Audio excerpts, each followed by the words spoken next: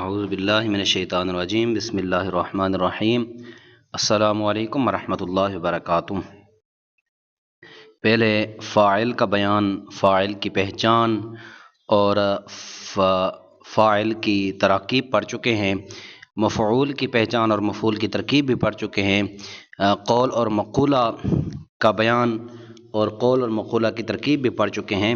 تو آج الحمدللہ ہمارا سبق ہے مفعول فی کا بیان۔ اس سبق میں ہم پڑھیں گے مفعول فی کو ظرف بھی کہتے ہیں، پھر ظرف کی دو قسمیں ہیں، اور مفعول فی کی پہچان فارسی میں کیا ہے، اردو میں مفعول فی کی پہچان کیا ہے، مفعول فی کی تراکیب بھی پڑھیں گے اور مفعول فی کے قواعد بھی کچھ پڑھیں گے۔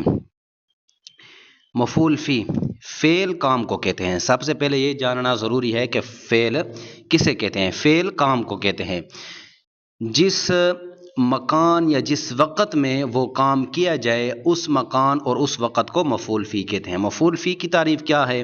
مفعول فی کی تعریف یہ ہے کہ جس مکان یعنی جگہ یا جس وقت میں وہ کام کیا جائے اس مکان اور اس وقت کو مفعول فی کہتے ہیں۔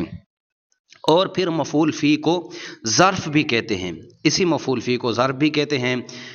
وقت کو ظرف زمان اور مکان کو ظرف مکان کہتے ہیں۔ پھر ظرف کی یوں کہ لیں، ظرف کی دو قسمیں ہیں۔ اگر اس میں ذکر ہوگا زمان کا، وقت کا، تو اسے ظرف زمان کہتے ہیں۔ اگر اس میں ذکر ہوگا جگہ کا تو پھر اس ظرف کو ظرف مکان کہتے ہیں۔ مفعول فی کے بارے میں یہ قاعدہ ایک ہے کہ مفعول فی کے شروع میں کبھی در، بر اور بائے مواحدہ جو در اور بر کے معنی میں ہو اکثر لاتے ہیں، اور کبھی در، بر اور بائے مواحدہ جو در اور بر کے معنی میں ہو نہیں بھی لاتے۔ جب لاتے ہیں اس کی مثال یہ ہے کہ خفتم بر تخت در شب، خفتم سویا میں رات میں تخت پر۔ تو اس کی ترکیب یہ ہے خفتم فعل بفاعل، یہ ہمارے ان صیغوں میں سے ہے جو ہمیشہ فعل بفاعل ہوتے ہیں۔ تو خفتم ہو جائے گا فعل بفاعل۔ بر یہ حرف جار ہے، تخت یہ مجرور ہے۔ تخت اب ایک جگہ کا نام ہے تو یہ ہو جائے گا ظرف مقام مجرور۔ بر حرف جار، تخت مجرور، جار مجرور مل کر ظرف مقام متعلق ہوا خفتم فعل کے۔ اسی طرح در حرف جار، شب یہ ظرف زمان ہے مجرور، جار مجرور مل کر یہ ظرف زمان متعلق ہو جائے گا خفتم کے۔ اب خفتم فعل اپنے فاعل اور دونوں متعلقین سے مل کر جملہ فعلیہ خبریہ ہوا۔ اور کبھی در، بر اور بائے مواحدہ جو در اور بر کے معنی میں ہو مفعول فی کے شروع میں نہیں بھی لاتے۔ اس کی مثال ہے جیسے شب کجا بودی، رات میں تو کہاں تھا، یعنی در شب کجا بودی۔ ترکیب بودی یہ فعل ناقص ہے، اور فعل ناقص جو ہوتا ہے یہ اسم اور خبر سے مرکب ہوتا ہے۔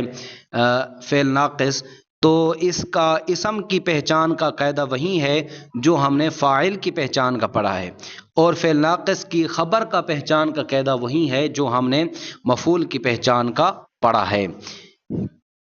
تو بودی در شب کجا بودی، بودی فعل ناقص با اسم ہو جائے گا، یا ضمیر اس کا اسم ہے۔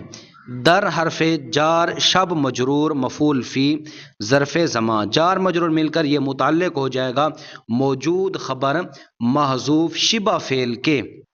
جار مجرور مل کر یہ شبہ فعل جو خبر بنے گی فعل ناقص کی موجود، اس کے متعلق ہو جائے گا کجا مفعول فی ظرف مکان۔ شبہ فعل موجود، شبہ فعل اپنے متعلق اور مفعول فی سے مل کر یہ ہو جائے گا شبہ جملہ اسمیہ ہو کر خبر ہو جائے گی فعل ناقص کی۔ فعل ناقص اپنے اسم اور خبر سے مل کر جملہ فعلیہ خبریہ ہوا۔ آگے مفعول فی کی پہچان کا فائدہ بیان کر رہے ہیں کہ مفعول فی